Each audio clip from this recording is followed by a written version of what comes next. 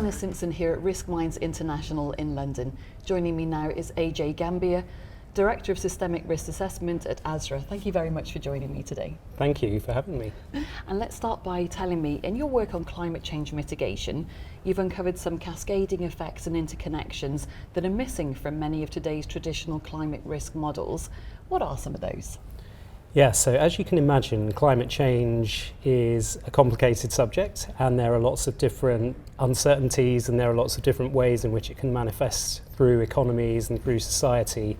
Some of the work I've been doing in the past has uncovered aspects like, for example, to mitigate climate change or to shift from a fossil fuel intensive to a low carbon economy. We need low carbon technologies, and those are things like hydropower or solar power or wind power. But climate change itself could have an impact on those technologies.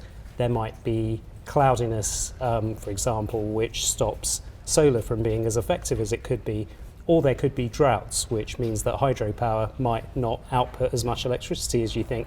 So there's a kind of feedback going on there and an interaction going on there.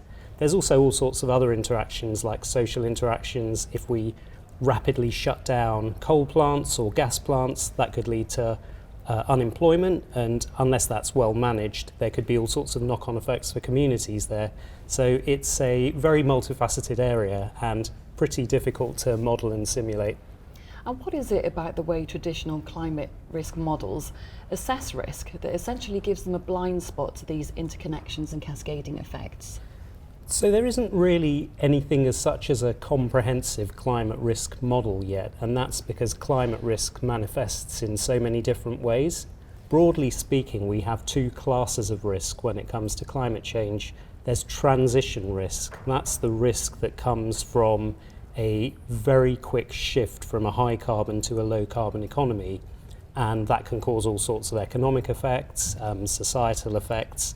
And so there are a number of different risks that we are aware of but can't simulate quite so easily, because there are all sorts of very complicated societal things going on there, the way that different people react, different organisations react, and so on. So that's transition risk. But then there's also physical climate risk, and that's perhaps been better modelled and simulated. We have a very advanced suite of what we call impact models, and what they do is they take a given increase in global temperature, they then what we call downscale that to a particular region, and then they look further into what that increase in temperature in that region might do to things like flooding or drought, or changes in crop yields and things like that. So it's very multifaceted, and there's not really any one risk model that can encompass all of that. And what I've just talked about is still only a small subset of the full societal and economic risks that we might see from climate change. And how can financial institutions move beyond pure modelling and incorporate narrative-based scenarios and worst-case analysis into their risk management strategies? Yeah, so this is a really key question. There is understandably a real need to quantify things, particularly in the financial sector. You need to know how your bottom line is affected by changes in asset values, changes in capital requirements, changes in liquidity. But we're dealing with a situation of high uncertainty here, and often that uncertainty can't be reduced to a number, whether that's a likelihood or probability or a severity of impact, as would happen in traditional risk management. And so this is why encompassing a narrative or a scenario technique could be really useful, because in a sense it allows people to get out of the modelling world and actually have conversations and think about futures which are plausible, but which might represent, really bad, still plausible but worst case outcomes. Just focusing on models might be too narrow a way of encompassing the future, and that's why this scenario technique or narrative technique, where we essentially just describe different ways in which risks might combine and cascade, for example, could be really beneficial to just widen people's expectations of what could happen. They might then go back to modelling to try and simulate and quantify, but this scenario technique, which has been used in the past, there's many decades of experience of doing that in institutions across the world, it would be advantageous to go back to that if we could.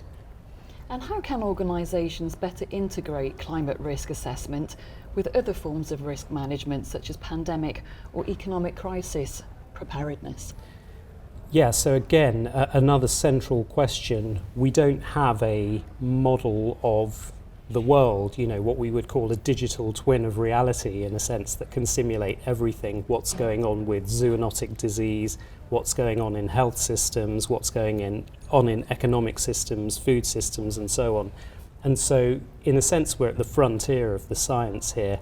How can we combine different models that simulate these dynamics and bring them together? Again, I think a sort of semi-quantitative, part qualitative scenario or discussion technique can help do that. Until such time, and it may never come, but it could come in years or decades, that we have reliable, quantifiable models or ways of simulating all of these things together. Ajay Gambhir, thank you very much for your time today. Thank you again. Cheers.